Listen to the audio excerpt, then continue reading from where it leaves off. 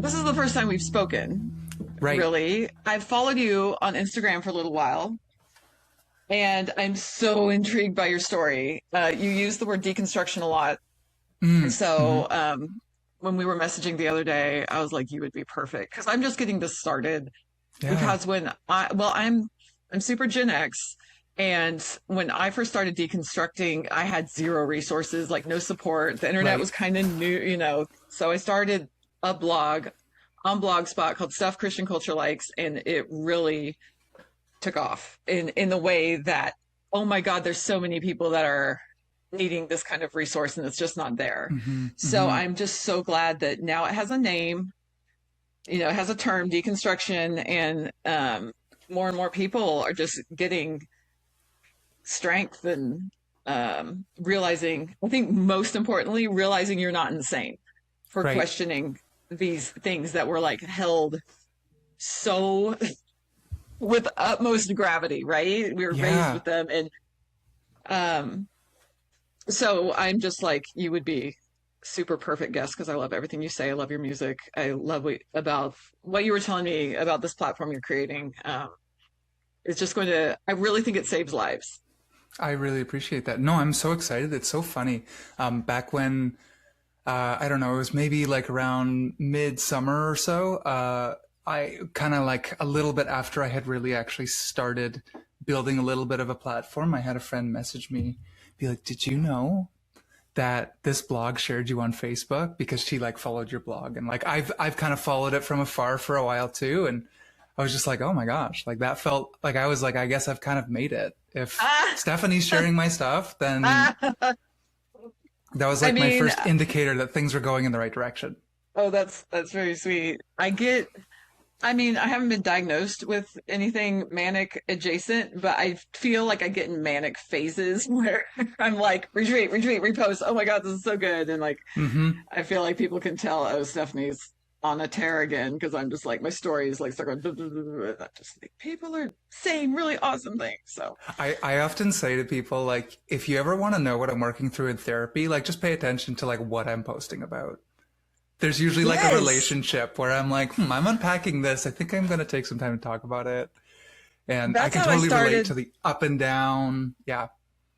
Yes. And then like the fact I even feel ashamed, like, oh, they're going to clock me as a crazy lady, Oh, yeah. is Hmm. part of what keeps you quiet. Hmm. Is I Hmm. don't know, they're going to think I'm nuts. But Absolutely. yeah, when I started therapy, so it was exactly 21 years ago because my daughter's 21 and Okay. my son's 24. And I realized that every conversation I was having with my mom, I was just like in puddle on the floor. And my 3-year old is like Mm. patting me, going, "It's okay, mommy, don't cry." And I'm like, oh Oh. shit, I'm creating a little codependent. I need to get some help. And we were going to a Presbyterian church at the time. I was raised Southern Baptist, evangelical sort of thing, but this church actually had a really good resource for. There's a school here called the Seattle School of Theology and Hmm. Psychology. This guy named Dan Allender founded it, and a lot of people don't. He's definitely a believer. A lot of people have issues with certain stuff he says, but I have been extremely helped by the fact that he knows what spiritual abuse is and how he's the first person I ever saw talk about the manipulation that Mm. can exist within a Christian framework. So I Yeah. got a therapist who had been trained under him, and I really think it saved me. Absolutely. And so I started Stuff Christian Culture Likes to process, like I was trying to distinguish from the culture Yeah. around modern Christianity and actual ancient Christianity because they don't have anything to do with each other. Right. Yeah. Absolutely. Um, And you have a huge ministry background. I just want to know everything about. First of all, where are you from? You sound Canadian to me, but what do I know? I'm from Texas. I always find it's funny when people can clock me as Canadian because, like, I don't think of myself as having like a huge Canadian accent. But yeah, I It's am just the oat. from. Right. Yeah. Yeah. Yeah. I try to avoid those words as much as possible. No, don't. Yeah. Uh, no, I'm I just try to I'm avoid saying lawyer. I can't say lawyer. I just like it really pains me. Like that's one word I can't let go of now that I live in Seattle. I That's try so to say fair. attorney. Yeah, yeah. That's so funny. Yeah, no, I am from Canada. I grew up. So right now I'm located in the Niagara region, in a town called or a city called St. Catharines. But I kind of have lived all over Ontario, just kind of various spots in the GTA. And so it has been like really interesting over this past year because the majority of the people that I have connected with have been stateside. And Okay. so it's been interesting to like notice gaps between like my experience versus like the difference of Christian culture in the States. Whereas like there's definitely echoes of that in Canada. Like Canada does definitely take a lot of cues um, from American Christian culture. But it's like a whole nother beast. It's more, it seems more ingrained into the culture itself, more so than it does in Canada. I can see that. My husband he got his MDiv from Regent in Oh yeah. Vancouver. Yes. Yeah. Yeah. And so he's from San Francisco, but like his best friend, he met there. And it's so interesting to me. I was like, the Christian culture here is a little bit more polite Canadian, like what stereotype of Canadian would be like a little bit Yeah. reserved, a little bit polite. Like they're not going to even evangelize at you directly. No, no. Yeah, which is nice, And but when it's they also a do, little more insidious, because you can't see it as clearly, maybe.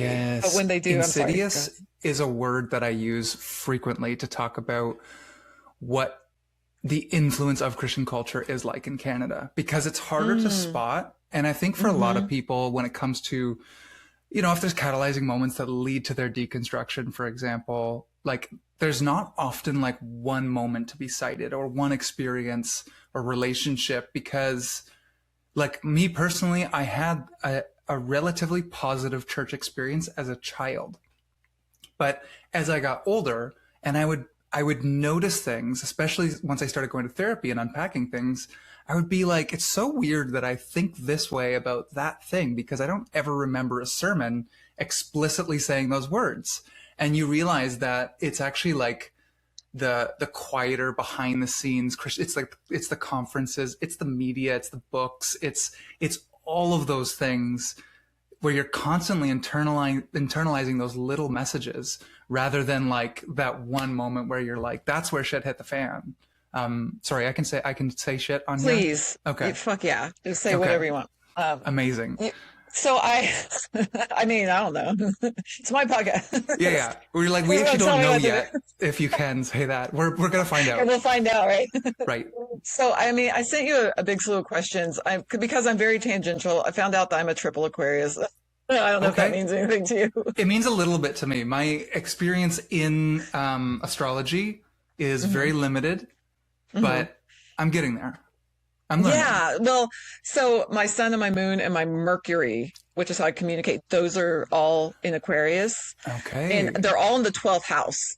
Okay. Which means I think about death all the time, like it's hard for me Mm-hmm. I'm Mm-hmm. always, it made sense to realize it because I'm like, no wonder I'm always trying to look normal. I'm just trying to fit, I feel like Right. I'm in a alien in a skin suit kind of thing.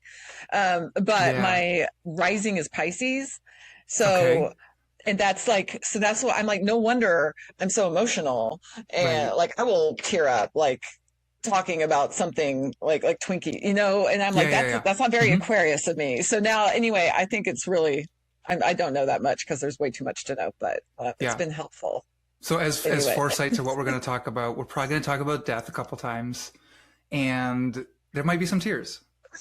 I mean, spoiler, this is the whole reason that I'm I even can't wait. hosting this show so we can prepare for our deaths and, Right. near death experiences. Who's Mm-hmm. been on the other side, who's seen a little glimpse. Oh, So, I love talking about death. When I'm at a party, yes, I can't do small talk anymore. it's the worst. I'll find the one person who looks like they could handle that conversation, and we'll just get into Yes. it. I love it. See, I mean, thank you. Okay, I knew I liked you. So, my first question I had for you, this is very broad, but what belief Hmm. systems did you grow up with? So I grew up, I kind of mentioned my church experience was actually a relatively positive one. I grew up Christian Reformed. I don't know Mm, how very strong the presence of CRC. Dutch. So Is that I'm not true? actually Dutch. Okay. My dad was a pastor in the CRC. Okay. But he was actually raised United and went to seminary when he was about 30 or so, kind of a little bit later in life. And that's how we started in the CRC. When I got married, I ended up attending a Pentecostal church and began pursuing the credentialing process in the Pentecostal tradition. And I didn't get far because I was just like, I don't think, even if I wanted to get credentialed, I don't think anyone would credential me. Like there's things that I can't sign. You couldn't sign off on at the I end, couldn't right? sign off on them. And so I still spent a couple years, and I still, that was my first time working in ministry. It was like a little community church kind of in the country. It was a lovely community, very strong emphasis on community. Like I'll say this, like This is in Ontario? this was in Ontario, yeah. Okay. This was kind of in the Hamilton area, which Hmm. is about an hour or so west of Toronto. Um, and like even that, like that church, good positive experiences, very like engaged in the community, serving the community, very aware of the needs of the neighborhood. I from there got involved in a church planting network in what was then known as the Brethren in Christ, is now known as Be in Christ, which is what the meeting house was a part of. Um, Sounds if Quaker. you're, yeah, You use the yeah, word meeting yeah, house. Yeah. exactly. Like a very Anabaptist roots. That was my first experience Hmm. with the Anabaptists, and Hmm. finding Anabaptist theology at the time for me was like, oh, I didn't even realize I was Anabaptist, but this is for sure what I am. Very heavy emphasis on things like simplicity, pacifism, simple living, the way they read scriptures through the lens of Jesus. So all of the way that they interpret the Bible is reading it through the passages, life and teachings and ministry of Jesus, and kind of allowing that to inform the I just got understanding. chills. Yeah. Yeah. Hmm. And that was always kind of the way that made sense to me. And part of me, I think, did a little bit of that intuitively, um, even before I knew how to name that. So when I found the Anabaptists, I was really like, oh, yeah, no. I grew up, because I always grew up seeing the behind the scenes of ministry.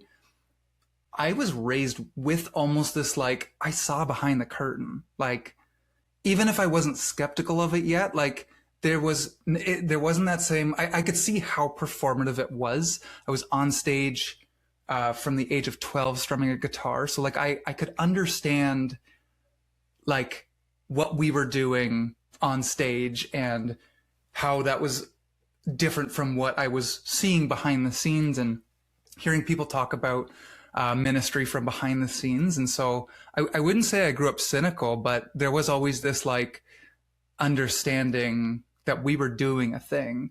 Um, and so when I found the Anabaptists, it was like, oh, this is lovely. This feels like this helps me make sense of my experience a little bit. Like less performative and Yeah. more reflective. Well, and even like, yeah, you mentioned Quakers, like hearing the stories about Quaker churches who had no paid staff. I've always, Yes.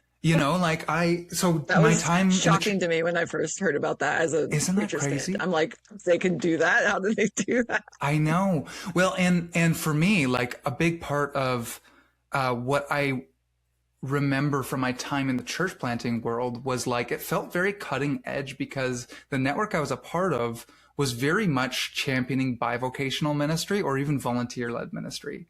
And All right. so there was 2 years of my ministry journey where I fundraised like I think like I mean, I don't think it was quite it might have been like 50 or 60% of my salary. Like that was kind of like built into um the future of the church was understanding if the church wants to play a role moving forward. And part of it, I think, was because in Canada, like we don't have access to, like, there's not many mega churches in Canada because there just isn't a market for it. Like they can't keep their doors open. Good. And so, That's a yeah, good thing. it was partially for out of necessity, but for me personally, it actually was like part of this like vision casting for like, what Mm, if we could imagine the church where the pastor is not actually reliant on the congregation to fund their salary. Um, yeah. and that was always a compelling idea to me because what I would see over again and again, like I even now where I don't really use the label Christian for myself anymore. I don't think the Christian spirituality is not bad. Um, I just think when it gets tied to power is, I think, when we run into all kinds of problems. Um, I don't think religion in and of itself is bad inherently. I think that the way that it gets wielded by those in power is where we run into some problems. 100%. I have a spiritual director who which is in the kind of Episcopal tradition, Catholic, Yes. Episcopals will have something called spiritual direction. She's kind of a Episcopalian Buddhist mashup, elderly, but anyway, she does consulting for a certain church here in Seattle, and she goes, "You need to try if you ever want to go back to church, you should try this one because I can't tell where the power lies." Yeah. Yeah. I'm like, that's intriguing. I love That's very that. good, right? Because that's people Yeah. like have a very net, they'll say net religion is awful. And I'm like, yes, because of the Hmm. power dynamics. It inherently has a power dynamic. It's someone telling someone else what to do, and you fall into line, and that's but if it was truly egalitarian, then there wouldn't be a problem. Right. Right. Yeah. As with everything, right? Absolutely. Yeah. So when did you begin to question these core beliefs? How old would you say you were? So I feel like my deconstruction journey is a little bit unique, um,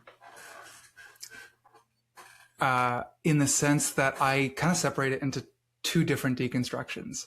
The first deconstruction probably happened when I was 20, 21, and I was going into seminary. And specifically, like, I separate it into like knowing and being. And my deconstruction related to knowing happened when, because I already indicated, I kind of grew up in this, like, I could see behind the curtain. There wasn't a lot for me to undo intellectually. Like, I got to seminary and was writing papers in my first couple courses about trying to find extra biblical evidence for Solomon's kingdom, and realizing, like, you can't, like, there's really not much, like, I never knew that. yeah, like, and so, Whoa. I was experiencing that. The seminary I went to is a Baptist seminary with the CBOQ here in Ontario, McMaster Divinity College, and I actually had a great experience there. But that was happening, and simultaneously, I have a good, strong core group of friends that we were in high school bands together. We're still very good friends, and within that group of friends, we actually had two of our friends passed away unrelated within the course of a year. One was Sorry. because of a car accident, and one was complications from cancer that he had had in childhood. Kind of at the same time, one of my mentors that I would have had in high school and kind of right up until that time, who taught me everything that I knew up until that point about leading worship and, inspired me to get into ministry, is now in jail for possession of child pornography. And so, like, I saw behind the curtain. I was like experiencing like incredible tragedy. Yeah. And my erosion, like, there was such an erosion of trust in the system that was happening at such a young age. And it was really fascinating to me to be in seminary at that time, because I was in seminary and I just started at this church planting network that was kind of even founded on catering to those we were using the phrase disenfranchised. This would have been in the year 2013 or 14. So, like, deconstruction wasn't really a buzzword in Christian circles yet. And so we were a church for the disenfranchised and disillusioned. And questioning your faith was like, kind of like, that was 90% of our people. Everyone already had this like allergy to evangelicalism and anything that even sniffed a little bit like it. So, that was kind of like, that was my early 20s, where I felt very well supported to hold on to my faith if that's what I had chosen. Like, to be able to say, well, like, actually, here's how I think Scripture can address what you're experiencing. Here's a theological framework for you to process the pain that you're experiencing. And And so like even in my later years of ministry, like that's how I got into it. And so I got into it with this like expectation that like, hey, we know a bunch of this is bullshit, right? And like we can do better. And so I was always seen as like this young optimist on whatever ministry team I was on. And eventually I burnt out with some, some unrelated things, unrelated to deconstruction. And I made some choices that ultimately led me out of ministry. But the last several years have been less about like knowing or intellectual deconstruction and more of like a being where I'm like, yeah, like intellectually, I've known that I'm not a piece of shit. Why do I feel in my body like I'm a piece of shit? Like, and so, and then having to unpack and try and understand like, where does that come from? And that's kind of what 5 points of Calvinism in the Reformed yeah, tradition. it's like, I've never held on to those beliefs strongly, certainly not for the last 10 years, but I'm still noticing the impact of how they've shown up in my life. Especially, as I've started to go through transition and the shame that can come along with that and the internalized transphobia and misogyny and all that shit. And these aren't beliefs that I hold or apply to other people. But all of a sudden, when it comes to myself, I'm like, oh my gosh. Yes. Yeah. Yes. Insidious. How that got in there. We can't name how quite that got in there. That's right. That's right. Yeah. So I want to talk to you about how gender played into this for you. And then this is alongside this question where that I have this feels in tandem a little bit. Were there any emotions that you noticed were punished while you were coming up in the church? It wasn't as much what was punished. It was noticing what was celebrated. So because I had great role models, great leaders, like there's even now in the anger and grief that I hold, I'm not looking back and blaming any person. I'm blaming a system that rewards certain types of emotions or behaviors. So for me, even like part of coming to terms with my gender identity was realizing that like the only times that I would feel like I was advancing in my ministry or my career was when I was displaying like traditionally masculine traits.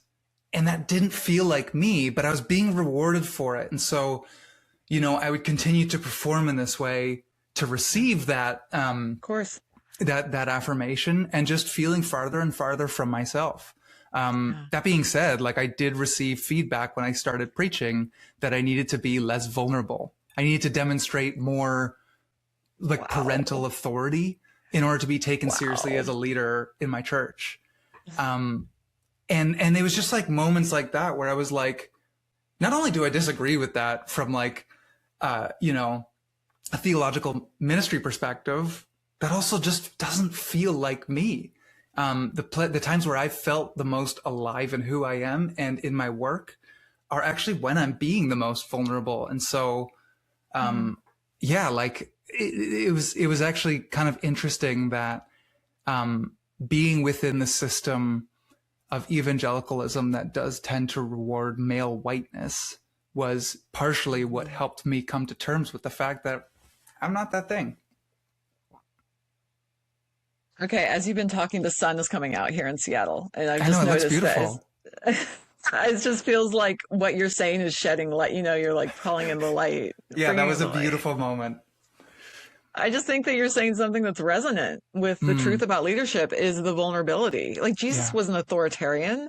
No. Jesus was fucking vulnerable. Yeah. He was a man of sorrow, acquainted with grief. Do you want to know what someone commented on my, I literally read this comment this morning. Someone commented in one of my Instagram comment sections. They were like, Jesus wasn't political. It's like, what Bible? Are we reading the same thing? Like, Jesus was anti every type of authoritarian system. And that's why they killed him. That's why they killed him. And so, yeah, it was always interesting to kind of to notice the ways that the church really, really only knows how to succeed when it mimics these authoritarian, top-down, hierarchical bullshit systems. It makes sense because Jesus was like, they'll hate you because of me. They will, Mhm. he called all this. So Yeah, it just makes sense. It's just so meta. it's It's so painful.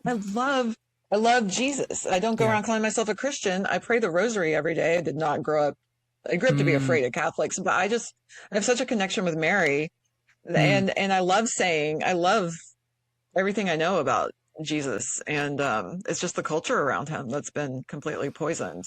yeah, yeah, yeah. And No, so it's beautiful to be able to reclaim some of that language, which is like, I mean, yeah, I view that a lot of the time as like that. That is what feels like my role in the spaces that I take up is like mhm. similar to you. Like there is religious language. Like I don't just put it on when I'm on Instagram. Like if you're going to talk to me about spirituality, I'm like, this is the language that I know and understand. These are the symbols that I have used to understand God and the Hmm. divine. Hmm. And I have figured out a way to reconcile that language for myself in a way that doesn't feel harmful. And, Absolutely. um, you know, I can't remember who I heard say that first, but I remember hearing someone say, like, why would I start over with like Buddhism and just like begin again? Like, A if lot I of can, people do. They want to have a clean slate. But absolutely. I can't, I've tried, but I keep coming back to this language as you were saying. Sorry to interrupt you. No, no, please interrupt me because I will tend to just talk and talk and talk. So Same. as long as you're watching the time, I'm not watching the time. I'm not watching the time. I don't care. Okay. Unless I you have actually somewhere love to that be. energy. Yeah. Okay, perfect. Okay, my next question, these kind of segue into each other. And I need to get a better way of printing this up. I have this on my desktop and I'm all, what outcomes were you told that you might get in the long term if you did not live according to, if you did not abide by the rules? You just spoke to that a little bit with Hmm. the way you didn't get any overt feedback in the form of seeing anyone punished for it, but instead rewarded. Yeah. No, I mean, that makes me think of a couple different things. Like, I feel like the one was the messaging always growing up, especially, I growing up socialized a male, like it was always, if you look at porn, you're never going to have healthy relationships in your life. That was always like the fear, literally, of quote, of God would be put in you to be like, not figure out how to develop a healthy sexuality, but like, here are the behaviors to avoid so that you can have a healthy marriage in your life later on. So I always remember that being like that just feels like that sticks out. But on a more macro level, I believed the lie that if you just did the right things, it would solve your problems. Um, Formula. Yes, they yeah. love a formula. Oh, of course. Yeah. I mean, I was always incredibly anxious as a kid and I didn't have the language for it. I experienced dysphoria from the time that I was like a teenager. And again, I didn't have the language for what that Mhm. was. And the way that I would mitigate these symptoms wasn't by treating anxiety and dysphoria. It was about like, well, just pray harder and just read your Bible more. And so every decision that I made down to like my career, the age I got married, like I got married at age 20, I did not know what I wanted to do. And so I literally just went to school. And then I still didn't know what I wanted to do once I graduated my undergrad studying religion and theology. And so I was like, well, I guess I'll just go into seminary. Like, who starts a master's program without a reason to do it? Like, that's insanity to me. A lot of dudes. Yeah, yeah, right. Yeah. Just go to therapy. It'll actually be cheaper. They don't do Um, anything besides go to do therapy. anything to avoid therapy. And yeah, I mean, like my whole life felt like um, was just believing that maybe I would feel better if I just did X, Y, Z. If I Yeah. just, prayed harder, worshipped louder, I was a We're worship more, leader, right? So it was of always course like, you were. You were a yeah, leader. It was a way yeah. you could be a leader and be not vulnerable because that wasn't getting rewarded. Mm-hmm, Okay, with the mm-hmm. dysphoria, that must have been terrifying. To Yeah. have no language for no example, I assume. Um, No. there's no place to put those feelings. Um, and you definitely, that this is going to result in complete ostracization if I Oh, yeah. come out with it, try to be vulnerable, Mm-hmm, which mm-hmm. has already been clear that that's going to get punished. So I'm just thinking of how isolating that must have been on top of everything else. Yeah, I mean, I got really good at living in a compartmentalized way. Like it Hmm. was like uh there was this, like, I always joke that did you go to Choir of the Fire?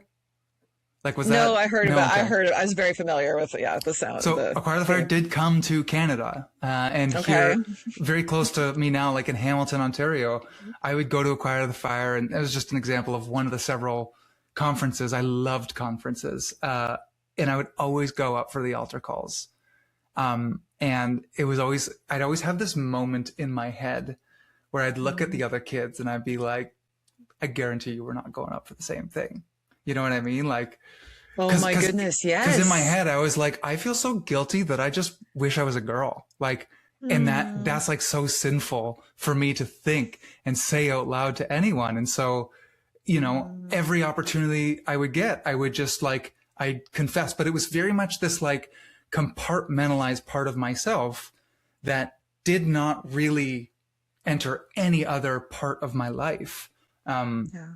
and so, yeah, um, it was terrifying, but also like because I didn't name it, like I didn't even hear the word transgender till I was probably like 25. Um, like Did was that being, an epiphany for you? Did that realizing there it, was a name for it? I'm just yes, saying, yes and yeah. no. So continue your thought. I'm sorry, I'm Yeah, no, no, no, Aquariusing no, all over no, the place please. here. No, no, I love this. Yes, yes, because the first indication that I had that like this was a real thing was I would secretly get jealous of trans people. Like I would Because just, they could be yeah, honest or present. totally. I Yeah. was And you're I like, was they just have enough like, support. Yeah. yeah. But it was always like, but that can't be for me. And it's worth noting, like, I became a dad because I'm still dad. Hmm. By the time I think I was 27 or 28. Hmm. Um, and at this point, like today, I've been married for 14 years, and when I started transitioning, I was married for 12 years. Like Hmm. I had a life, Oh, and and very established in a and I was a certain, leader in the church, and so it wasn't just this so much at like stake, so much at so much at stake, stake. and so it just felt like this thing that was for someone else, like in another life that maybe could have been me, but Mm. not in this life. And so, Hmm. um, yeah, there was a big part of like I couldn't even entertain that thought, um, until like it literally there was one day where I was so burnt out because I was a worship pastor at the last church I worked at, throughout COVID, and so we transitioned to online church and did all the shit, and my workload doubled and tripled and never slowed down from 2020 to 2024, or 2023, sorry. And so I was like so burnt out. I was like losing hair. I was just like gaining weight, and I was so unwell. Um, and I just like I couldn't avoid the question anymore. And I remember making a deal with Wow. myself internally, just being like, okay, I'm going on a walk, and I'm going to allow myself 30 minutes to contemplate what would it feel like if I was transgender. And I gave myself 30 minutes, and then I was like, oh fuck. Like I came back and I was like, I can't entertain a reality where I haven't had that conversation with myself. Um, and Mm. so I don't know. At this point, I've literally lost track of your question. I don't even know if I'm I answering it have too. anymore. No, this is because that whatever question it was is supposed to go here. Right, right. No, but yeah, it's um, oh, I think you were asking me about what dysphoria felt like as a teenager. And Hmm. and because it was something I didn't know any trans people, I didn't even really know any gay people. Like I went to Christian grade school and Christian high school. So Yeah. there was a couple kids I know that I've gone to high school with now have later come out as queer. And looking back, I'm like, of course they were queer. Um, but like at the time we wouldn't have had any language for that because it wasn't like, oh, this person is out and proud and living their Yeah. life. And, you know, there was nothing like that, in my spheres of relationship. And so I just had this like embarrassing question that I wrestled with and just wondered why I never felt comfortable with myself. Hmm. Wow. Wow. Wow. Wow. I keep thinking of how strong the impact is of you seeing what was rewarded and Mm, the hmm. stuff that I think that it's huge to not see things get punished. And I've noticed this in the family I married into. They don't give feedback if it's something to disapprove of, but like there's effusiveness over something that they do. My husband is also a preacher's kid. And I'm Yeah. just like, I've just been sitting with that because it's been harder to name Hmm. what feels not right Yeah. about that situation. And I'm just like, it's the Absolutely. silence. Yeah. Someone said, my friend who's a therapist, she's super wise and gifted and all that, and a survivor of the most horrible stuff. And she's incredible. She said that neglect is even worse than over abuse because it's denying your personhood, Mm, and it's harder to name because nothing happened. yes. You can't go and say they did this because they didn't do it. And so we gaslight ourselves into thinking like it's not as bad as what that person has experienced or that documentary that I watched or and so we don't see certain things as spiritual abuse and it's partially why spiritual Hmm. abuse specifically is hard to name, um, because it Exactly. shows up sometimes in the absence of something rather than as the result of an action. um, yeah, yeah. So I have this question here. This is kind of a non sequitur, but it also ties in with what we have Hmm. just been saying. What are some Hmm. messy things that you've become aware of that you now have the opportunity to face willingly? um, yeah, I mean, there's some low hanging fruit here for me.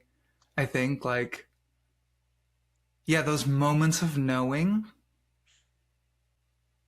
where growing up reformed, the way that you are brought into membership is through the catechism, through your ability to memorize and respond to certain questions. Like it's literally like a little textbook you get with questions and answers, um, and you go through the profession of faith in order to participate in the sacraments like Lord's Supper um, and be able to vote on things in the church. And to participate in church life, you have to know. And so I always grew up with this sense of like, you can't do or say something if you can't defend it. Because Mm, again, it was like, that was never explicitly said, but there is this emphasis on like, if you don't know your shit, then you have no business talking about it. And I would say that that is one of those like silent ways I was raised to not trust myself. yeah. Um, I was always looking for proof that I was trans, Mm, until I realized like the fact that I wanted to be trans was actually a good enough all clue you in and of needed. Yeah. itself. Um, and so I think that like my ability to let go of some of that need, that thirst for knowledge that I would have felt, um, is like just the absence of that drive has given me the ability to be so much more honest with myself about things like gender, about things like realizing that I actually don't like working at a church, you know? And but like you have to I felt like I needed to prove why it was a good reason for me to not work at a church until I realized like Because they're going to require a catechism booklet of reasons to support it. And it's absolutely. not good Yep. enough just to say, I intuit this. Yeah. Um yeah. I would say I mean I would say beyond that um like messy things that I've become aware of something I've been thinking about a lot recently actually has been like just because I've deconstructed, it doesn't automatically make me a good person. Like I You think that like deconstructed the notion that you think that you're a good person. right, yeah, I think a lot of us go through this. We identify harmful beliefs and we deconstruct them, and now we feel morally superior, right? Like you know, and it's easy, I think, when we begin to do this to like we deconstruct the belief, but we don't always deconstruct the system, and so That's yeah, 100% a problem. right. Yes. And so even with myself, like this person who has felt the need to prove my beliefs for my entire life, like guess what? It's really easy for me to do is to all of a sudden put down this the mantle of defending Christianity and pick up the mantle of like fighting for trans rights, you know? And of course that's a good, noble, worthy cause. But it's amazing how my brain and the way that I process information and want to convey that to people, I'm like, it's so easy to tip back into like that fundamentalist behavior of like doing the same thing with different values. Because I know a lot of progressive churches who like would even call themselves like queer affirming or welcoming, and they still behave exactly like a fundamentalist church, just with updated values. Oh, dude. And so it's yes, like it's heartbreaking when you see that. because it's really hard, even like to be. I was just calling you dude, like as the royal dude. I just say that to everybody. That's great. I'll start saying hoser. Yeah, you're gonna get canceled before this podcast even gets off. You know, shocking. Third guest, and I'm just kidding. No, that's totally fine. Yeah, it's easy to kind of like, especially when you're participating in those churches. I think for Christians who are newer to the deconstruction conversation, you think you find a community that feels safe, right? Because you're like, well, they like gay people, and so then to be confronted with, well, what if this church actually is just the same thing repackaged, rebranded? Like that's a scary conversation because it forces you to get at the root of the issue rather than just be like, it's not actually just about what they believe. What you believe is never the problem, because you 5 years from now, you're going to believe something different. So the whole point of deconstructing isn't to arrive at this set of perfect beliefs, because I'm going to think I'm a piece of shit 5 years, like 5 years from now, I'm going to look back on me now and think I'm a piece of shit for believing something about some random thing that I didn't know. The point isn't what you believe, it's how you hold the beliefs. And so many progressive circles even focus more on holding the right beliefs rather than focusing on how they hold the beliefs, which I think is like when you get into dangerous territory. And I don't have an answer for that, but that is the messy thing. Yes, no, and that's why it's messy, because we don't have an answer for that. Right. I'm hoping, and I'm 51 now, I'm able to have more grace for myself in all those phases past than I've ever been able to have. So that's a very good thing about getting older, Right. just letting go, because we treat others the way we treat ourselves. Just the inner voice, even if we don't realize that we're holding ourselves to these standards, sometimes it's too painful to realize. So that's why we project them onto other people. And also, like, as you deconstruct just one piece, and it starts for us with religion, the dominoes start to fall. And then, it moves into gender, what do I believe as far as, politically, interacting with my family, just all these little things. It's not just one. Uh, it's really, really interesting part of it. It's like this, you lit a match and you Yeah. threw it on a gas can. You didn't know it, and Yeah. it'll affect every area of your life.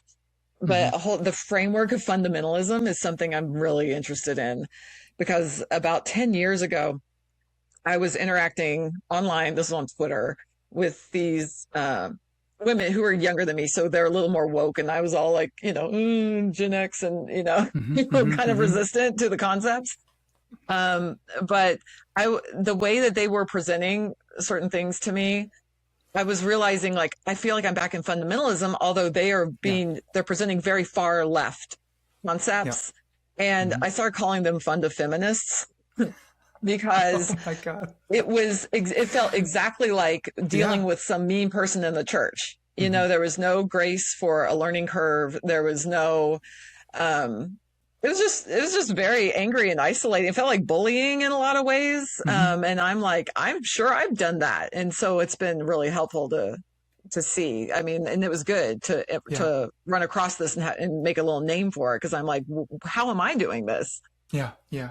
Yeah. But because it makes sense, like going back to the grace for ourselves, we grew up with catechism booklets, we grew up with frameworks. So this is how we're going to, it's our lens, and what we're trying to do is deconstruct that lens and have something more gracious and fluid that allows for our humanity, because so that we don't have to Hmm. be little robots. Right. Yeah. Yeah. And, the end goal isn't to feel like you've arrived and gotten it all right. The end goal is to live in a way where you're not living like this with your hands closed, Yeah. but you're just kind of holding it all loosely. Like my Yeah. Why favorite, can't we just be? yeah, my favorite words these days or phrases are like maybe for now. Like it doesn't mean that there's nothing that we can know, but I think there's so much that we can't really know. Um, and so with the information available to me right now, I believe this for now. Because, That's so beautiful. yeah, like, because I hope that if I'm presented with new information that, that, you know, challenges my framework, that I'm going to be open to that in a way that allows me to move forward. Because I think the point is to move forward. It's not to like be like, well, I'm like in my mid 30s and I deconstructed. So when I'm 80, this is like, I'm still going to believe the same things that I do now. Like that sounds so boring to me, honestly. Like, um, yeah, Yeah. I think that the whole point of spirituality, there's so many, I mean, there's so many, ways that you could compare it to like a fitness journey, for example. Like no one is like, I'm trying to reach this level of fitness so that I can stop working out. It's like, Oh my no. God, you're right. The whole point is like you go talk to an Olympic athlete or anyone who, is really serious about their fitness. Like they haven't like stopped going to the gym because they're like, well, I got a six pack now. You know what I mean? Like, Yeah. I'm it's going like, to no, write no, this out. if like you Try it actually have to forever keep, now. you have to keep going. Like that's the point. The point of being, I'm triggering myself right now because this was all the language that we used to talk about spiritual growth. But again, We it's have the no language that I other tools have. for it. Yeah, Yeah. yeah, for sure. But yeah, it's the point is forward motion. It's not to arrive at certainty. Yeah.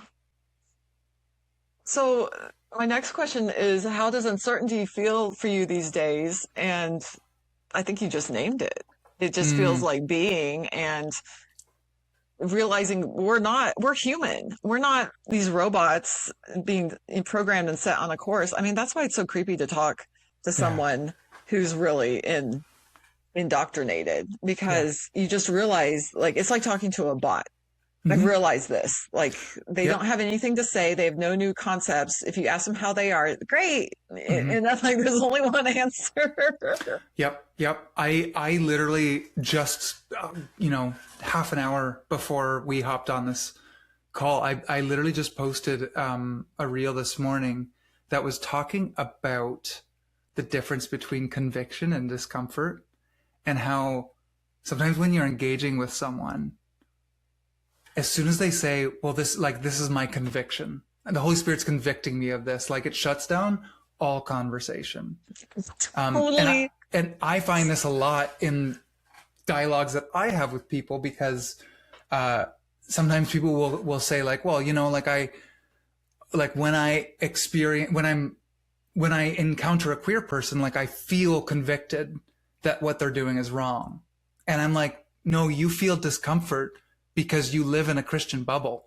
And the lack of curiosity that you have means that you feel that discomfort and you just get to name it as conviction. And so now you get to feel morally superior because, well, look how convicted I am because of how strong my faith is. And you don't actually have to challenge that discomfort and be like, why am I feeling that? And is that feeling leading me more towards love, or is it causing me to draw back and protect my own certainty?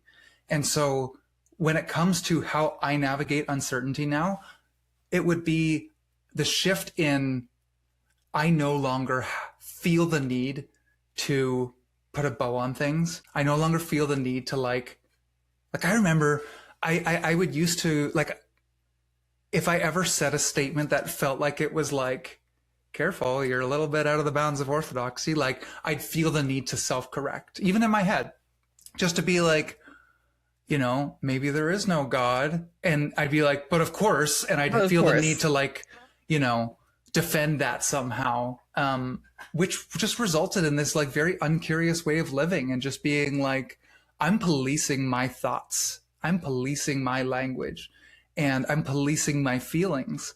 And now I like that doesn't exist for me the way that it used to. Now I'm much more comfortable just letting things be, and just asking questions. I might never get the answers. I'm always really hesitant to label myself in any way, because so many people will come on to my page and be like, are you a Christian or not? And what they want to know is, people say mean stuff to you, and it really pisses me off, but you're hilarious with them. So. Yeah. That happens for sure too. No, but people want to know if I'm Christian, because I think that we have this desire to be like, is your belief safe? Like, are you going to challenge me to go beyond orthodoxy? And so I usually hesitate to self-define on my platform for that reason.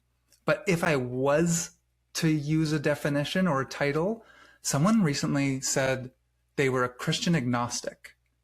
And I found that to be a very fascinating and compelling way of understanding the Christian faith. Because, like we've talked about, like, I use that symbol set, I use those religious terms to explain my life experience. But ultimately I do land in the, like, but there's no way any of us can know. And so that feels like a freeing way that I can say I'm a Christian. Yeah, I don't know. I don't know if I'm going to regret, like, that's going to become like a soundbite where people are like, oh, that's what you are. Now I know. I don't give a shit though, because I know, yeah, it might be different. I've been where you are. Yeah. And menopause has, like, really done a number, obviously, on estrogen production. Yeah. And which hurts your pronunciation, hurts your memory. And it's also, estrogen is the people pleasing hormone. And when that tanks, a whole new world opens up. Right. Whereas I used to get a lot of people saying, well, what are your beliefs? I'm like, why do you need to know? Like, what's going on within you that you would really need to know that? I'm like, I'm curious myself in a way, but also I can't describe to you why this makes sense to me. I can't tell you why I love Jesus, why I love Mary, how they've made themselves real to me, how I have believe in past life regression. There's just so much out there. How could we possibly know? And I don't think it actually made me a saner, healthier, happier person to put everything in a little box and think I had all the answers. But you can control boxes. It's the same reason why so Mm-hmm. many of us were allowed to pick anything off the shelf, any CD off the shelf from the Christian bookstore. We It was didn't, all safe in that it was box. all safe in that box. And so many of us weren't taught to evaluate ideas, media, art on its merit. We were taught to evaluate it on its safety. Did this The fall in that plugged safe in category? online, focus on Oh the my families, plugged gosh. in online, little check boxes. This is how many times they said the F word. So I was in Oh college. yeah. I was like 20 when Pulp Fiction came out. You were probably Right. not born yet, but I remember like being like, I can't wait for the plugged in review of this. And they're like 469 uses of the F word. And by that point, I'm like, these motherfuckers don't get it. Like Yeah. how they cannot enjoy a piece of art. This is, Hmm. hmm they're not. These people are Totally. boring. Yeah. First of all, They're not how funny. old do you think I am? I'm going to say 30. You Oh, vibe like okay. solid 30. Is that Okay. okay? I'm turning 35 this year, so that is okay. Okay. Okay, Um, good. Because like the 30s were fantastic and I want to go back to them. So yeah, no, no, no. Yeah, you're in the sweet spot. I do feel like starting estrogen does reverse the aging process a little bit.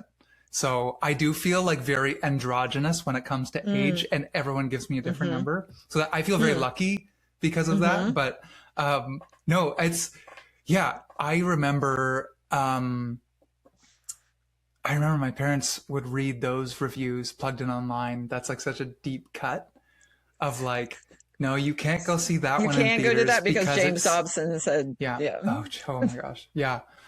Oh, It's that's, so wrong. Like, and yeah, so I like to go look up, movies that they review, and like it takes a lot of effort, but I think it's worth it to like pull out my favorite parts of it and then like screenshot and then post them every so often. that's Because amazing. it's like parody. It's like how have you erased yourself so deeply that you are putting down to like other Hmm. objectionable content? Man Hmm. is seen drinking wine, that kind of thing. It's just, We say in our house, my kid is 8, and in our house, we have a no bad words rule. Like, no word is a bad word. We don't assign moral value to words, but we can use oh, words rudely. wow. And so Sure. it gets messy sometimes. Um, That's really cool but because that yeah, invites conversation. yeah. And like, it invites conversation. I don't want my kid to turn 18 and be like, doesn't know how to curse well. Us Like, properly. yeah, like that's a good skill to have in life. It's a life skill. And yeah, like I don't want my kid to feel nervous to talk to me about anything. Um, and so uh, we don't correct the language, but if they're using it in a way that's not age appropriate, like that's when the conversation comes. Like, if you stub your toe and you say, damn it, I'm not going to be like, you shouldn't have said that. It's like, no, because when you stub your toe, sometimes the only thing that's going to make you feel better is saying, damn it. Like, and the use of that word is not morally good or bad. It just is a word. Um, I think it was a C.S. Lewis quote that said um, I used to say all the time, those who swear often ruin it for those of us who swear seldom. And that used to be, I used to believe that. I swear much more Interesting. often now. Right. Um, That makes me but think of Jerry Seinfeld saying that the F word is like a Ferrari and that it's flashy. Or no, wait, is a Corvette. Like right, the F word is a Corvette because it's like cheap and flashy, right. which I Oh, think was that's good as interesting. for the idea of comedy, whatever his purposes were. I'm not Yep. defending Jerry Seinfeld on anything, but Right. to C.S. Lewis's point, I think that's interesting. Like, let's set that. Yeah, like there's certain people who just they swear great, you know? Really well. I remember tweeting at the bus stop before the pandemic going, oh, I hate being up this early having to listen to high schoolers practice cussing. Oh my gosh, It was like the very that's worst. great. Oh, that's so funny. Yeah. And sometimes, honestly, sometimes that's what it feels like in our household a little bit. Um, but again, oh, that's Yeah, actually a with our really kids, like funny we let them tweet. watch anything. Well, not anything, but we would watch it with them and Mhm. process stuff with them. And it's like, you need to see this movie. You need, this is really important. We're going to watch 2001 Space Odyssey tonight, just Yeah, whatever we liked. We kind of foisted our taste on them because they're really lucky that they had us as parents because we have really good taste in everything. I just right. feel like it was our duty. Like, here's how you're going to internalize, you're going to digest You're what we like. you're gonna watch Pulp And Fiction. now they're, yeah, yeah, yeah. Um, and what's funny about that is they tell me now, they're like, it's seen as a red flag if a guy likes Pulp Fiction. It's That's like a funny. toxic thing. It's Yeah, a Gen Zer deal, but it's probably like right up there with um, Fight Club. I think that that's another red flag. Yeah, yeah. Also, Neutral Milk Hotel is supposed to be a Oh, red that's flag if a funny. guy likes that band because they're supposed to be like rapey, like smooth, like kind of like, Yeah, hey yeah. girl, I like Neutral Milk Hotel. Oh So my that's gosh. rather poignant. Um, and all of this is making me think of when our son was in high school and we found a vape pen in his room, and it was weed. It wasn't, it Yeah, wasn't like nicotine or flavor. And I was like, hey, my Pisces rising is like, what the? Oh no. yeah, And David, his Capricorn rising, he's like, okay, well, no, we're gonna talk with him about this. And they yeah, were when he came home from school, they were talking in his room for like 5 or 6 hours. Like the door was yeah. open and I was going in and out, but they just had this calm conversation for a really long time. I fell asleep. Right. And the next morning he goes to school, he comes back and he goes, well, all my friends found, I told them my mom found my dab pen, and they go, did they take it away from you? And he goes, no, they talked with me about it all night. And they go, your parents are so white. That's so funny.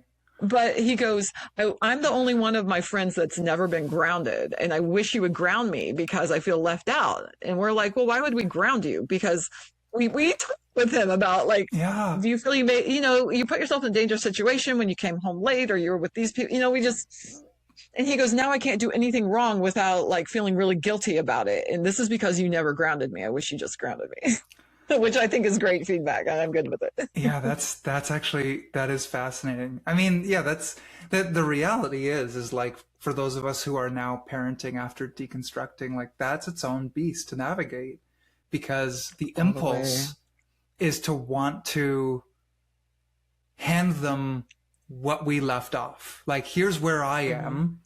It's like I remember encountering this like when it comes to like my kid wanting to read Bible stories. Yeah. Um, and you want to be like, let me help you understand a nuanced reading of the Bible. And it's like, that's not helpful. Like I think Richard Rohr talks about that in his book Falling Upwards. It's like you Mm, can't avoid the building of the first half of your life. Like because you're going to hit midlife and you have the opportunity to unpack that, to begin to be like, what did I build and how do I want to like look at that? Um, yeah. you don't say to a 3-year-old, well, when they say, is lying wrong?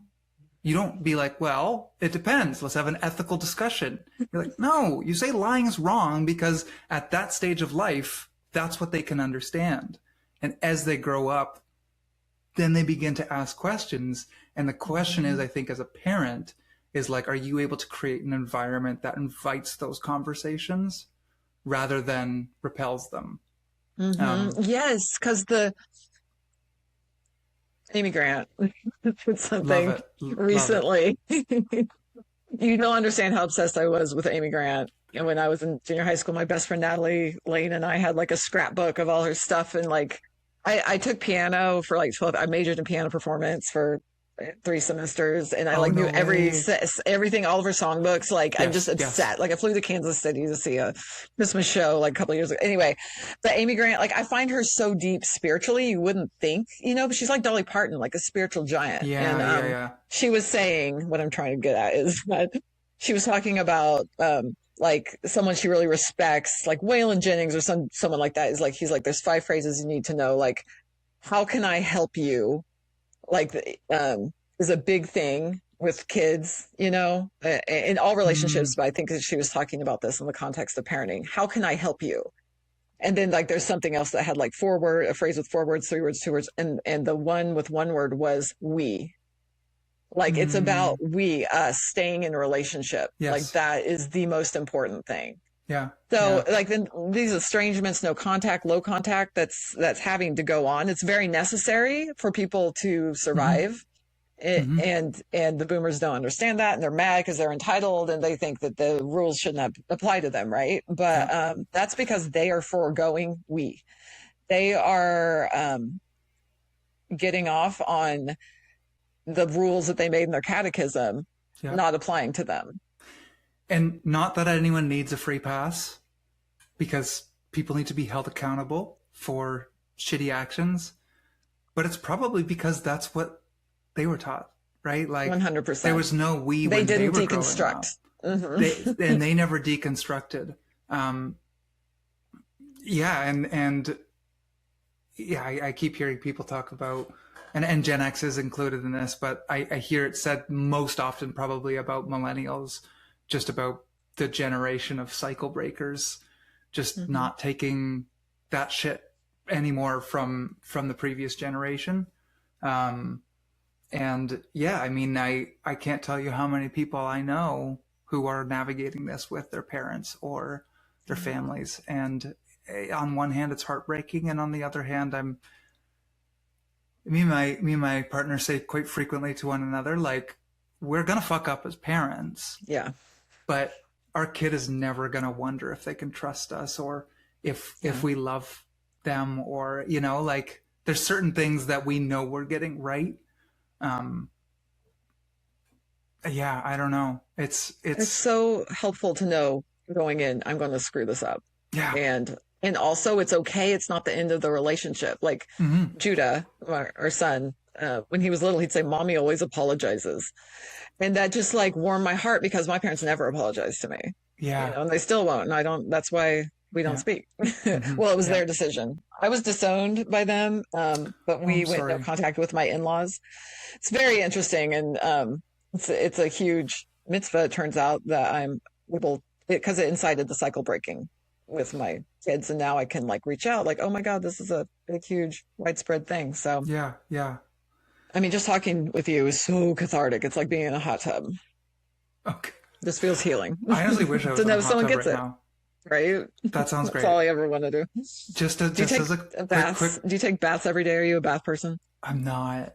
I'm No. not. I no. I sometimes I try. I go, maybe that'll change, and I try it again, and I just get You can bored. try it. I try it I don't again. think that I don't think you should have to work at it. Right. Either it lands for you or it doesn't. Trust your You're like, intuition. you shouldn't have to convince yourself. You would know if you're a bath person or not. No, I also like, I just run really hot, so I just feel hot. I can do hot tubs, Lucky. surprisingly, but Hmm.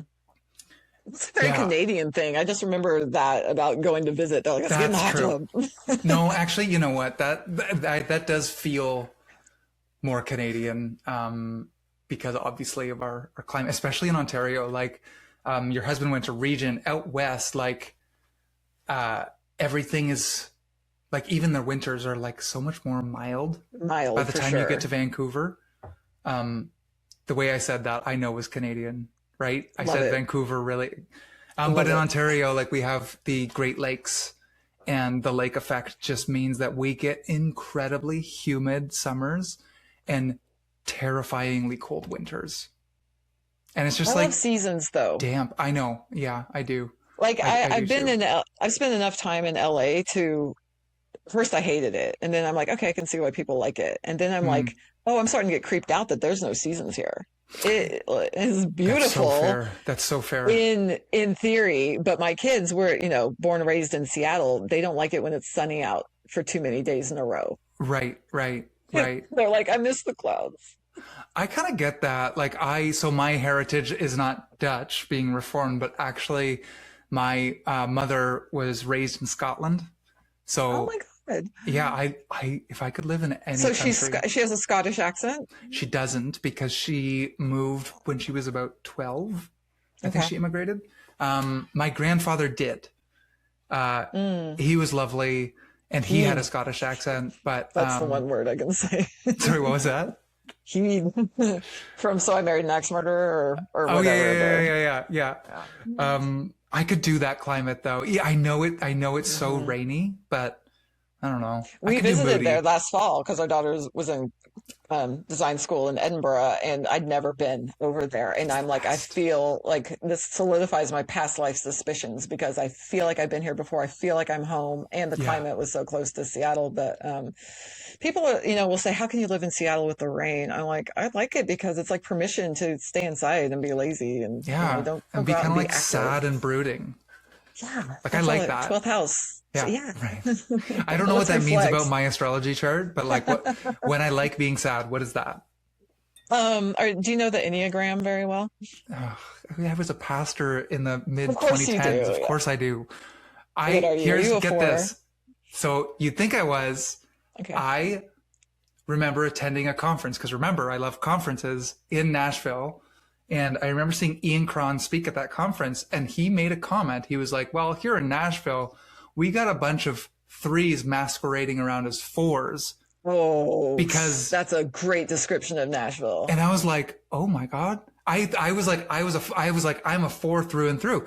That was actually, I mean, not to credit the Enneagram with my deconstruction out of ministry and coming out as trans, but like that was like the beginning of like me being like, wait a second, am I actually being honest when I fill out this type of like self-reflective material and realizing like, oh, I'm a three through and through. In fact, I'm a three with such a high two wing that I could maybe even be a two.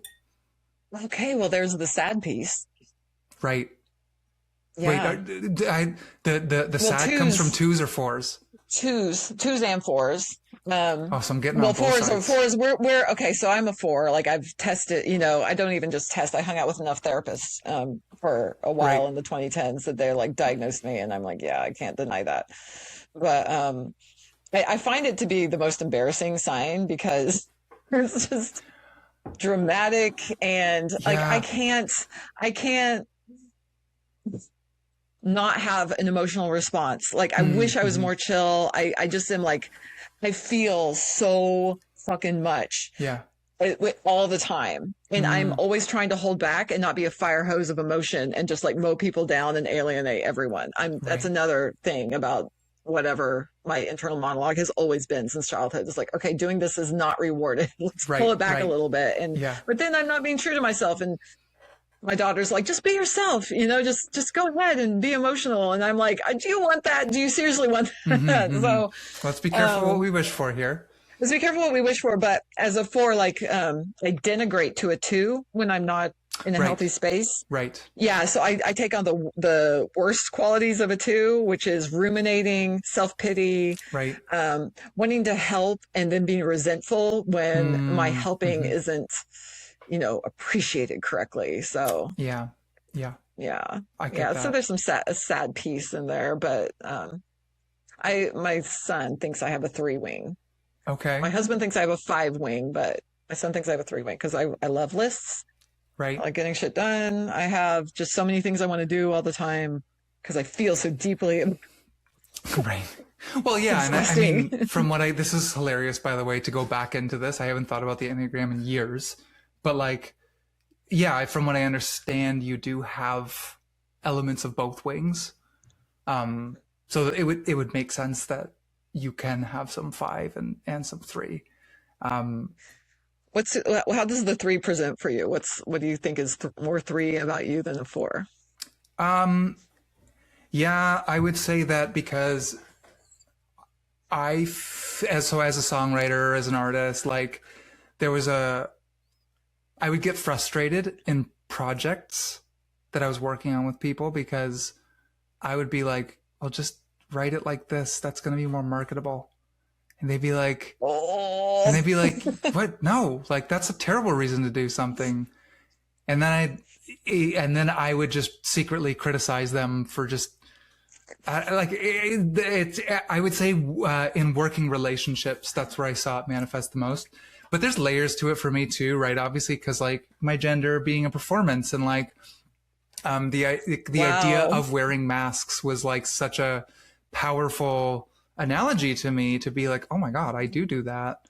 And there's obviously a part of that is that has been related to my gender identity, but it's why I feel like, even though I wasn't able to name the dysphoria as a teenager, it didn't stop me from actually like being successful and convincing, um, even That's though I some was three living shit. someone else's life, you know? I had no problem being like, well, it's fine. I'll just do this thing and just wear this mask for a while. Mm, And so then when I came out, I actually remember that this was like very much like growth as an Enneagram 3, but I very much remember actually going through this phase where I was like, I feel like I'm experiencing vulnerability in my friendships for the first time, because I was mm, realizing that, like, in terms of the way that I had built friendships and relationships in my life, like I was always wearing masks. Um, and it was yeah. like actually a very scary experience to be like, here's what it feels like Terrifying. to actually be fully honest with a friend. And that's not really something that I had had before. Um, and so I have a lot of really, really strong relationships and friendships in my life now because of that season. Um, but yeah, look, I mean, looking back, it's easy to see my threeness as it manifested in all those ways. Mm. Yeah, the performance piece is so sad, but also it might have helped save you to be able to Mm-hmm. compartmentalize, you know. Absolutely, it did. Yeah. Well, I Yeah, mean, yeah, yeah. I mean, I've described it as survivor's guilt, which is maybe sure. not great use of the word. I don't know, but like I think about the fact that like I got to live 32 years as like the most privileged demographic. You know, like Yeah, attaining multiple degrees. I own my home. I have a biological child.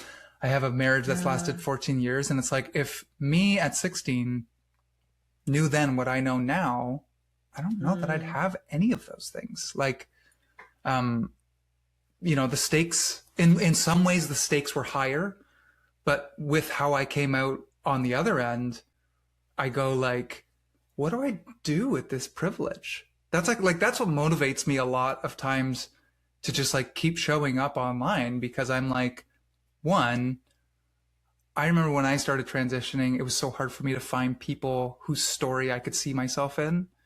uh-huh. Um, and so part of me is like, I think visibility and representation is important for that reason. Hmm. But yeah, there's also this other part of me that's like, you know, I was taught as a young white male, I was given every leadership opportunity, was taken into every cohort, educational opportunities, scholarships. Like I got all that stuff.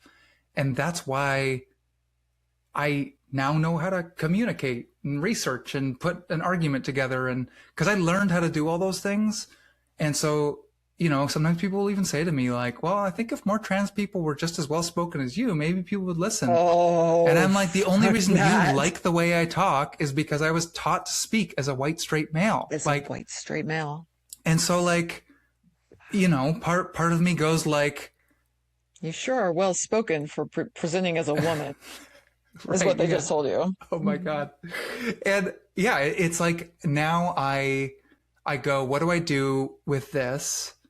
And it feels in a weird way like I'm paying penance now, where I'm like, I got to Mm. benefit from this system, you know?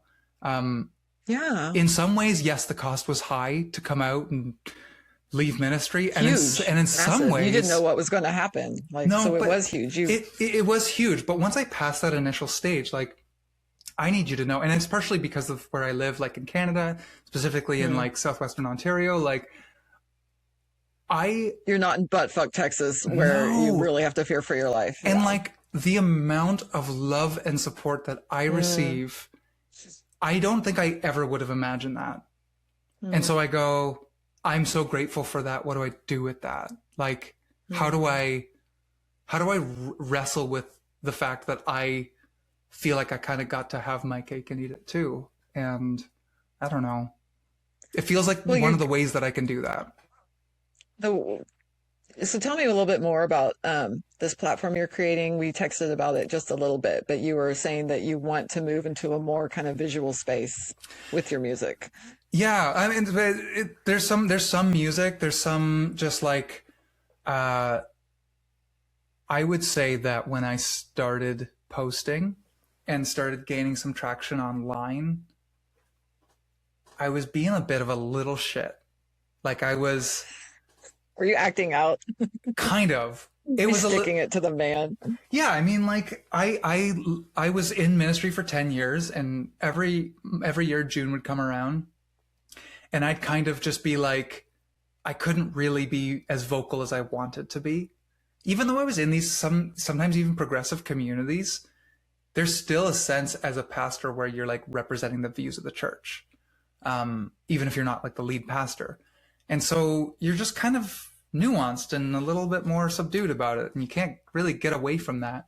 And all of a sudden, after I had dealt with all this grief of saying, I'm done with ministry, I've built my entire life around this mask of the pastor as the one who is wise and has it all together and has it all figured out and has an answer for everything because I was trained to by the catechism. And I had grieved that version of myself. And, I heard someone say recently, like, I kicked the coffin down the river and it kept coming back. That's how I had this season where I was like, Wow. I was grieving this old version of myself, but I didn't know how to make sense of my story. And I was like, wait, it's June. And, I'd been affirming since probably like 2012, and like affirming of believing that the Bible absolutely makes room for queer relationships, trans people, gender diverse people, that there's a way to read scripture to allow for that if that is what you want. So like that wasn't new to me when I started posting, but I was like, what if for Pride Month I just did this bit where I like pretended to be a pastor again and just kind of said like, hey, if you need this June, if you need a pastor to say the words to you that like God loves you, and if you are a Christian, here's a way that you can reconcile your biblical interpretation with your queerness, then like let me play that role for you. And so like it felt like a bit to me, and it was kind of like a bit of like a haha, this is funny, and now I can just be outspoken about this. And then it just kind of like exploded. um and I think like mid-month, all of a sudden I went from like I was literally running an account. My Instagram handle is at Jaye Brix _art, because it's literally the account that I used to sell watercolor paintings from. Like that's what it used to be. And I did that for like 4 or 5 years. I had like 5 or 6 thousand followers, and it was just like, that's how I promoted my work and had a little side hustle while I was burning out in ministry. And then I started posting, and all of a sudden mid-month I had like 20,000 people show up. I was like, this is crazy. I had like influencers that I had followed for years, like yourself included. Like all of a sudden I'm like, holy shit, like why is my stuff getting shared by this person and this person and this person? And all of a sudden, like, just like DMing people that I'm like, I've been following you for years and now you're following me. This is crazy. And, I'm like rounding the corner on like 100,000 people following me on Instagram now, which is like, as a three, it's like, I want to like that Oh, means the world to me. But I know it's all bullshit yeah. numbers and metrics, and it doesn't actually mean Eh, anything. But there was a real impact of like DMs I would get from people being like, hey, I'm the parent of a queer kid, and we yeah. have been lost and excommunicated from our church community, and Mm, your teachings have been like a breath of fresh air. Like I had people mm. that month literally be like, I was going to end my life this month, and then I found your account, and I'm not like, and so it was just like Yeah. this crazy thing where all of a sudden I was being given this like quote second chance with Yeah. ministry, which isn't even something I was pursuing. I was just No. being a little shit. Um, Exactly. but then, yeah, as my platform has built, like that inevitably attracts a lot of people who want to fight in my comment section. And so on the one hand, like there's been some like taking of my power back to like literally, I don't know, just respond to people in the most outrageous ways. And that's how a lot of my platform actually has been built, is like people will find me because I'll do like a funny clapback reel and people respond well to that. And the algorithms respond very well to rage. Mm. And so it's kind of interesting now being in this place where what started as me sharing some insights has now all of a sudden turned into like, when I don't do those clapback reels, my metrics tank. And I go like, what type of community am I actually creating on these algorithm based platforms? And I'm so, so grateful for the people that I have met and kept in contact with, and even getting the chance to like come and talk to people like yourself. Like, that's so lovely. But I'm trying to move a little bit from like content that focuses on stoking that rage, that those emotional responses that are elicited from that type of content, and just I'm moving to some longer form stuff. So I'm kind of, some of it is like podcast format, some of it's like monologue, some of it's like music and art related. And I've started this YouTube channel where I'm working with a local filmmaker, and we're just doing some really cool stuff. And I'm really excited about it because I feel like sometimes people will find me and they'll send me these messages and they'll be like, what's next? Where do I go? And I feel like Instagram is like lovely because it allows me to find people, but I'm looking to do something that feels a little bit bigger that I can invite someone into and be like, hey, look, this isn't going to be a thing that is going to give you the answers. But like when we started this conversation, you had mentioned, I can't remember if this was like at the beginning of the podcast or if we were saying this in DMs, but just like even part of the reason that you wanted to start the podcast was because you want to create more spaces because of how lonely it can be when you do begin to deconstruct those beliefs. Because for so many people, it wasn't just about deconstructing belief. It was actually about like losing everything. The way you think, the relationships you have, your marching orders, like it was like your entire life's purpose you just lost. And it's like the loneliest feeling in the world to find yourself in a place to be like, okay, I got out. That was a really hard part, but now what? And what am I alone? What am I building now? Than where I was. Yeah. Yeah. And so I think that, the nuance of like, I don't see myself as trying to offer up like a belief system. Like I'm not trying to convince anyone of anything, but I have noticed that when I just start being honest about like how I have processed questions in my life, that people go, oh my gosh, like I'm so glad that I found you. And so I'm just like, well, then I just, my life's work becomes like, can I create more spaces and rooms to do that for people, to put my shit on display so that people go like, hey, well, I can say to them, hey, while you're figuring this out, just like take a break here for a bit. Just know that like, you're not crazy. It's going to be okay. You're going to get through it. But those, especially in those initial moments, like it's a dark place. It can be very lonely and isolating. And I think that, the answer isn't people be like, you should create your own church. I'm like, you don't get it. You're right. That's not the point. The point is we were taught to be codependent on church, and we need to learn how to, this sounds like I'm being tough love and I'm just, that's not it. But we all need to learn how to grow up. We've all been like teenagers who are like dependent on we never graduated past that stage where you're like still kind of dependent. Encouraged to trust ourselves. Yeah. Like back to the codependent on church, not being able to trust your intuition, looking for a reason to consider the fact you could be trans, any of that stuff. We second guess ourselves. I second guess myself all the time. Oh, me too. My therapist is like, lean into doing what you want. Your impulses are good. Your instincts are good. I'm like, I'm going to start saying that to my kids. Yeah. So that they can get it in their little tapes, the neuroplasticity. Like you can change it.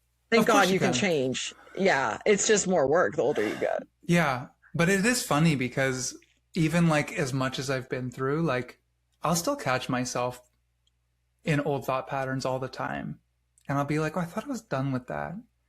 And it goes back to that fitness thing. It's like, no. You just have to keep doing it. It maybe gets easier to identify it and to make that choice, but like Yeah, I don't know. I miss the certainty sometimes. I miss the certainty. It felt so It awesome. was Being so right nice. feels awesome. Being right feels so good. Yeah, it was so simple. I don't know if it was easier, but it was simpler. Yeah, I'm trying to be very simple. I'm constantly, this is very Mm. three wing of me, I guess, making like lists of how to be simple. Just One like, of I'm us, just like one breathe, of us. be, yeah. Just one word. What's my Yes, word today? yes. I got to boil it down because I will go down the wormhole Hmm. and stress myself out trying to be simple. Yeah. It's kind of hilarious. Oh my God. Speaking of lens, you were saying a little bit earlier about like you identify with the Christian tradition in such a Hmm. way that that's how you felt. Um, your spiritual language is kind of Christian. And Hmm.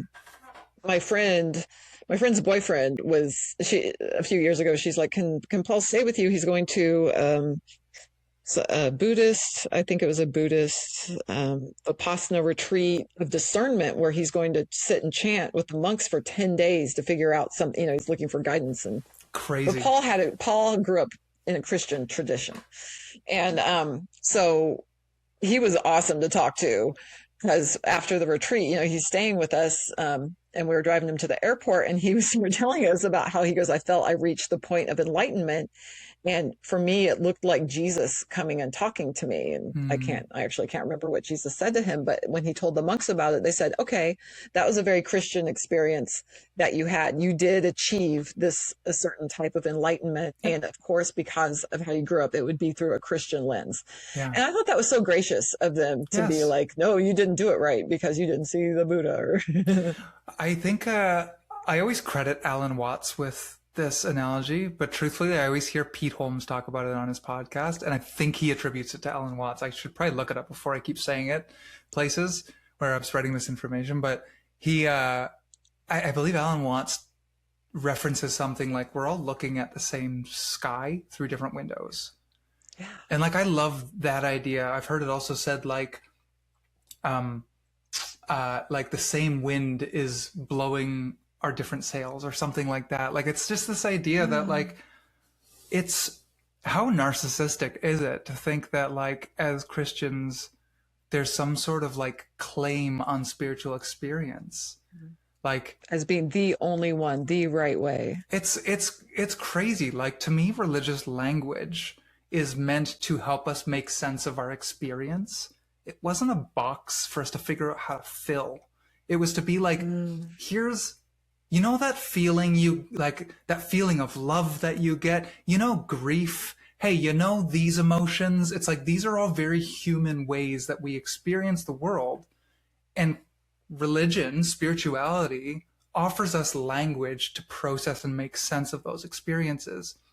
But I think what happens is when we hear that process, like when we experience, uh, how historically different people have made sense of grief and love and joy and peace, we go, the point is to fit in that language. The point is Yeah. to build my life around that language rather than to be like, pay attention to what's going on around you and what language helps you understand that experience. Like, even when it comes to the methodologies of how we learn and understand and take new information, like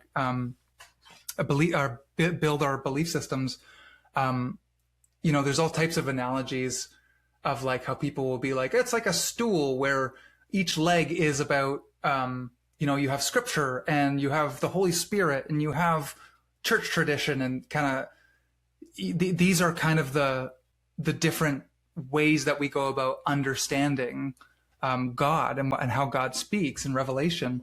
And I heard Richard Rohr say once on a podcast where it's actually more like a tricycle, where the different wheels represent like different things, but the front wheel always represents your experience because you experienced life before you ever had religious language to make sense of that experience.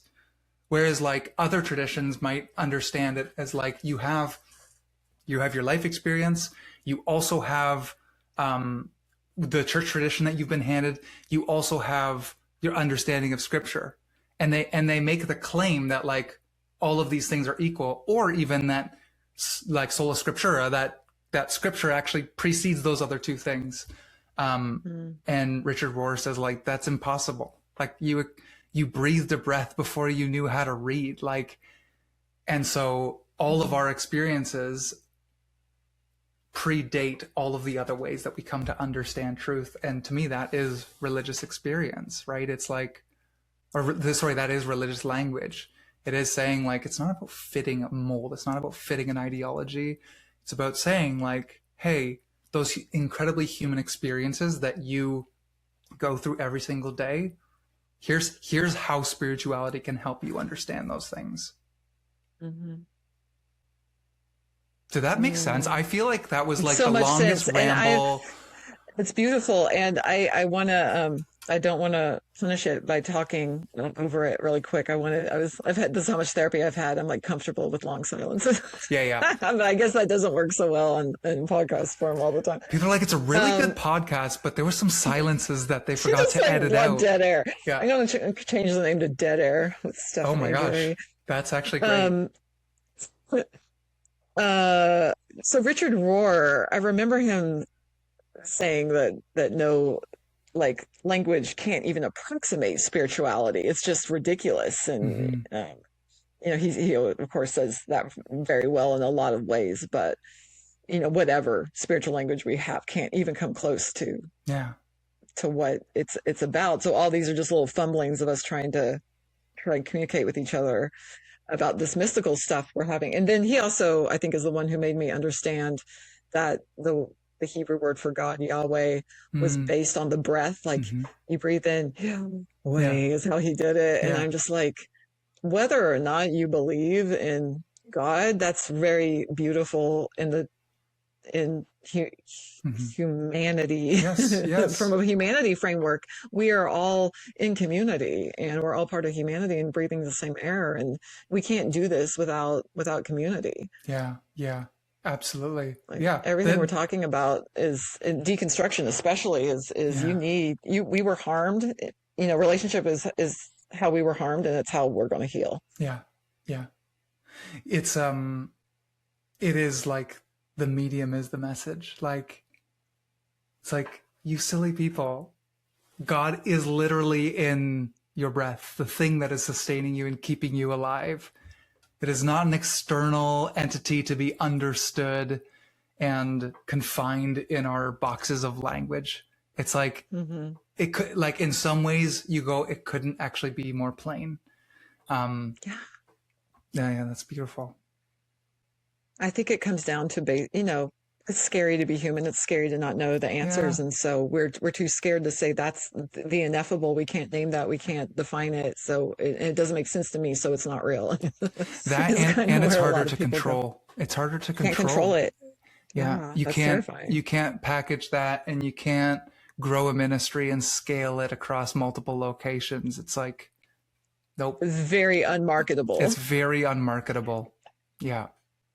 Jesus was not very marketable, right. and yet look at what happened when they tried to market him. Someone's listening to this. They're like, I'm gonna find a way. I'm gonna find a way to market that. And now we have the current administration here in the States. So it sounds like you've had a lot of really good therapy. And people ask me all the time, like, how do I find a good therapist? I'm like, fuck if I know, because I have had a lot of not good therapy, but I've been very lucky to find a few good therapists. And I have a Substack where I just talk about being disowned and my deconstruction process. And it's like, it's behind a paywall. It's $5 a month just for people who feel really isolated. I'm like, hopefully that's affordable, because also, if you find a good therapist, I can't freaking afford like $7 a minute, which is what I broke it down to. Like how much my best therapist cost, which is wonderful because she was worth so much more than that. Yeah. And that's like not sustainable. So I'd like to hear about what your process has been finding a good therapist. I've been through multiple therapists. I mean, I've been married since I was 20, so I never had to go through dating as an adult. But I imagine it feels similar. I don't know. Maybe that's horribly insensitive to say, and anyone who isn't currently in a relationship is currently cursing under their breath. But like, there is a They need sense. apps for therapists. Yeah, Swipe on them and stuff. right. No, it feels like it's tough to find a new therapist because you feel like you're starting over. There's so much context to offer. I think what helped me is understanding the more I could identify the problem I was facing, the more efficient my therapy is. So like, as a people pleaser, they'd sit down and be like, "How are you?" And I'd be like, "I'm good." And it'd be Did like, you do a comedy routine for the first few minutes? Because yeah, that's what like I we're doing always this did like for small years. talk. And I'm like, Yeah. no, this person's not trying to be my friend. You don't have to win them over. Like, I'll be much more intentional about jotting down, like, I'm struggling to do this thing in my life. Even if it's like, I don't know what's happening, but I don't feel good. Like some sort of like actual directive to say like, here's how I'd like to make use of our time. Mm. And I found that has been helpful. I've also found it helpful to let go of the expectation that like, I'm going to find a therapist that's going to take me to my grave. Like that it's okay to like have a specific therapist for a season that's going to help you with Yeah. that specific thing, and then be like, it's okay to, because I've also been guilty of going to therapists past an expiration date, and I'm like, I'll go like 6 months Same. into therapy when I'm like, that wasn't helpful, and I knew that 6 months ago, but I just kept going because I felt like obligated, or it's recognizing, I mean, I want to be everyone's friend. So like recognizing that my therapist is not my friend is actually like helpful I for still me. can't. I still don't understand that. That you don't understand wanting to be everyone's friend, or No, I mean I get it, but I'm like I don't see how my therapist can't be my friend. Like I'm mad that we can't hang out, oh, no, even no, though I no, no, know for why. sure, for sure, Yeah. absolutely. So yeah, I haven't found like my forever therapist yet, and Mm. I might not, but like That's probably a good thing because, like you said, there's seasons. You can there's outgrow a seasons. therapist for Yeah, sure. yeah, To use the spiritual language, seasons, the absolutely, church yeah, language. I'm going to be intentional in this season. right. You can edit this part out, but I just have to make a comment that in about 10 minutes, I probably got to sign off, Okay, no, that I'm very glad you said something because I'm which I'm a sad rambler. about because I actually Oh, could keep going, but I know. I no, we won't edit any of this out because I think it's fun just to have okay, conversation, like as if yeah, people are in the room. yeah, But yeah, like okay, I said, we're janky and DIY around here. right, right, right. Well, um, in the spirit of are there any? jankiness, my appointment is literally, I have a laser appointment.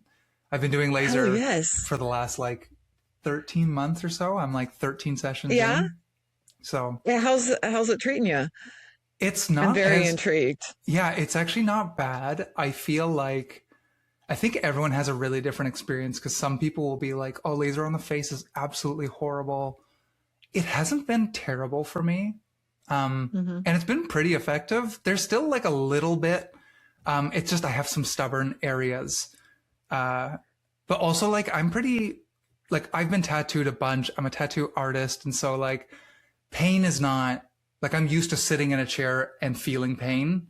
And so Hmm. part of me wonders if that plays into like my perception of the level of pain. You're used to it, yeah, yeah. Yeah, like she's like, oh, like it's she uses like this one.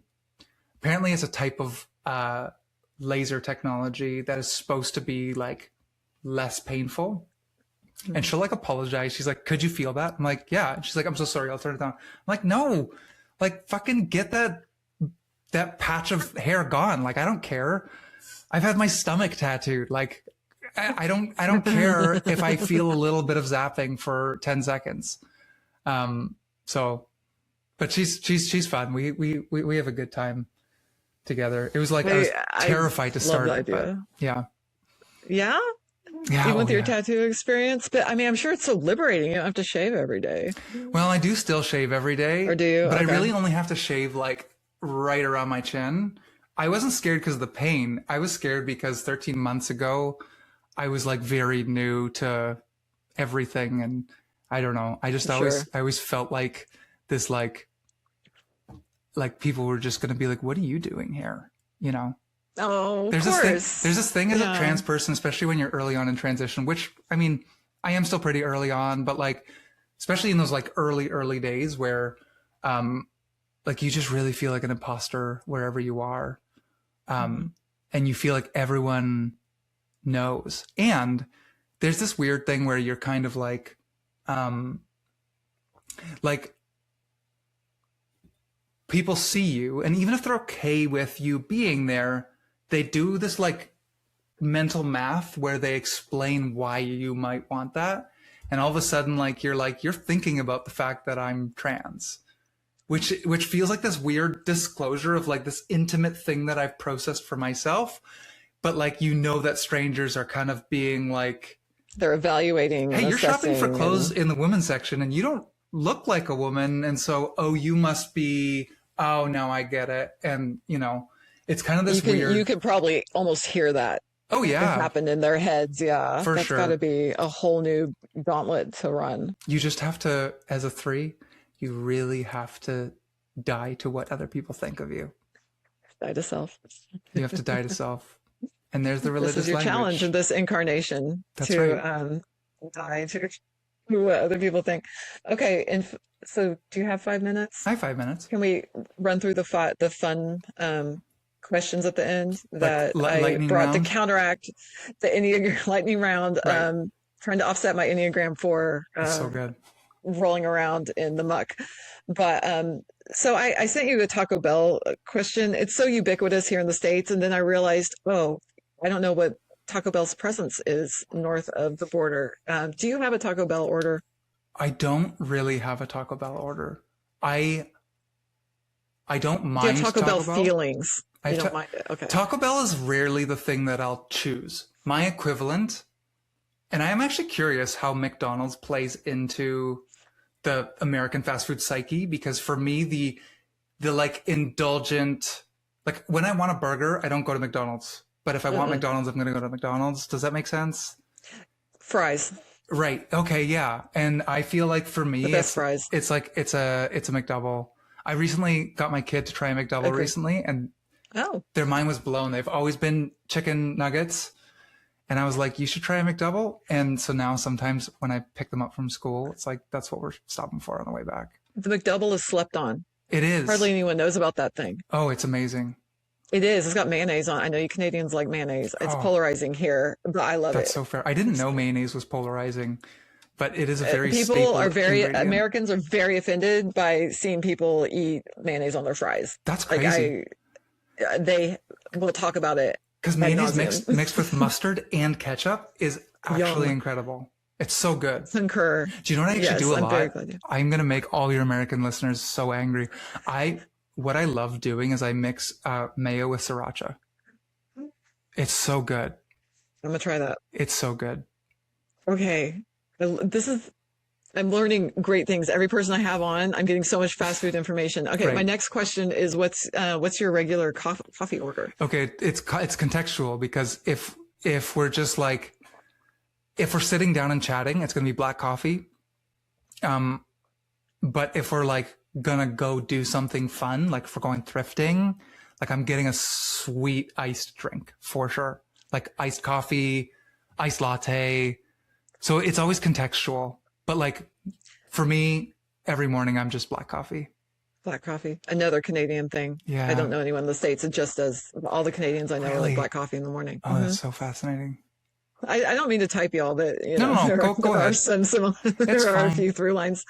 Um, may I recommend for thrifting an iced hazelnut oat milk You may. latte? You may. That sounds great. Okay, I, try. I Just tell me might what get you that on think. my way to my laser appointment.